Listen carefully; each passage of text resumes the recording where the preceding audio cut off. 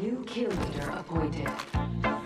The Mozambique fucking sucks. 2 to the 1, 1 to the 3. Don't worry, the review is only going to go downhill from here. The Mozambique is a 3-shot BB gun that fires Nerf darts in an attempt to emulate the feeling of shooting a real gun. To put into perspective just how badly this gun performs, the Mozambique is the cinematic equivalent of juggling 3 prop grenades while a bear menaces you from a distance. You then realize that you're actually juggling live grenades and the bear is armed with a fully automatic submachine gun. With only 4 shots to work with that deal abysmal damage, you're going to need the aim of a Russian commando on nuclear steroids, and the luck of a 3-time lottery-winning World War II veteran on your side to make any use of this hunk of derelict metal. Even then, you'll still have to be within hugging distance to even slightly scuff your enemy, who'll be more than happy to show you the business end of a Spitfire at full blast.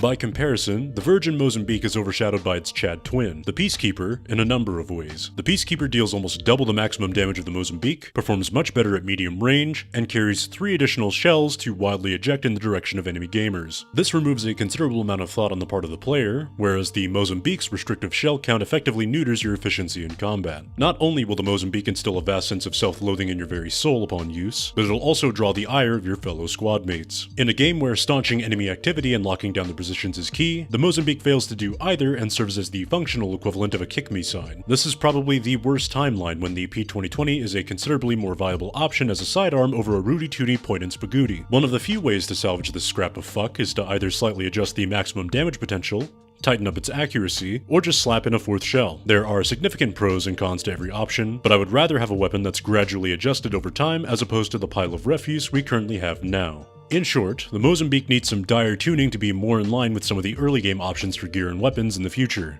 As it stands, the only person you'll be suppressing when using this weapon is yourself. And with that said, that's going to wrap it up for the video. This wasn't as much of a review as it was just me sinking my teeth into something pretty terrible. Like I mentioned before, I would definitely like to see it undergo some more balance passes until its performance isn't as horrifyingly bad as it is now. If you enjoy my content, my voice, or both, feel free to like and subscribe to keep up with my future uploads. You can also follow me on Twitter, as I post there pretty frequently. Otherwise, take care, and have a good one.